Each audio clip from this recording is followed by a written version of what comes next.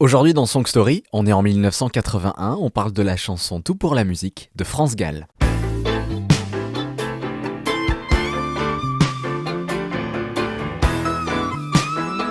Tout pour la musique est non seulement un hymne à la musique, mais surtout à ceux qui l'apprécient, le public, celui qui vient voir France Gall, Michel Berger ou tout autre artiste. Ils ont des idées plein la tête.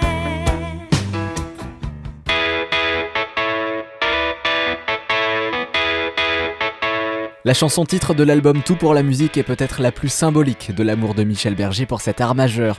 Encore une fois, il frappe dans le mille avec cette chanson qui fait swinguer la France à la façon pop anglo-saxonne. Le single atteint la 2e place des classements et décroche un disque de platine avec plus de 850 000 exemplaires écoulés. Grâce à son mari, France Gall continue d'accumuler les tubes. Selon une étude britannique conduite en 2018 pour l'opérateur O2, les concerts sont essentiels pour favoriser le bien-être et trouver le chemin du bonheur. Le public se déplace pour applaudir un artiste qui va le faire rêver toute une soirée. Le pouvoir d'extirper des individus de leur quotidien est un luxe que Michel Berger apprécie à sa juste valeur. On peut dévier une bonne partie de la violence du monde avec la musique. En concert, par exemple, on ressent une sorte de formidable violence pacifique que les gens ont envie de partager. C'est une violence positive, une énergie authentique qui se libère sur scène, mais aussi dans la salle et qui purifie l'artiste comme ses spectateurs. Et leur langage qui ne veut rien dire les fait pleurer ou les fait rire.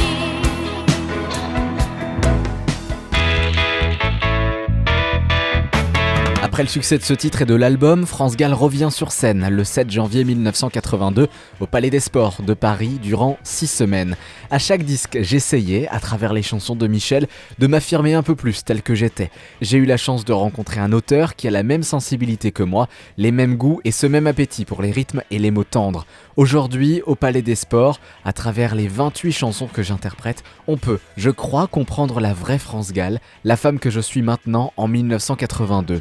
À travers une émission de télé, on n'a qu'une image partielle des chanteurs. Là, avec ce spectacle, je donne tout ce que j'ai en moi.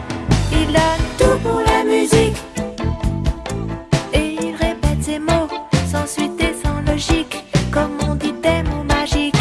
Tout pour la musique. Et c'est vrai qu'elle donne et se donne sur scène. Chaque soir, elle perd 500 grammes et s'épuise à chanter, à sauter, à courir, avec ses 3 choristes et ses 8 musiciens. Quand France Gall annonce au public une chanson de Qui vous savez, toute la salle se lève, applaudit et lance des bravos, complices et ravis. France et Michel s'aiment. Ils aiment le même métier, mais ils ne veulent pas donner l'image d'un couple de la chanson. Alors Michel Berger ne se montre pas, mais il est là, chaque soir, pour veiller sur sa femme, sur le spectacle et sur le public. Le public de France Gall n'est pas exactement le même que le sien. Elle a le grand public, tout le public, tandis que moi, j'en ai un plus restreint. Je chante pour des gens que j'aime et qui aiment ce que je fais. Avant, quand j'entendais Barbara chanter « Ma plus belle histoire d'amour, c'est vous », je haussais les épaules et je pensais qu'elle exagérait. Eh bien aujourd'hui, je sais qu'elle a raison. Ma plus belle histoire d'amour, c'est avec le public. Voici ce qu'a déclaré Michel Berger.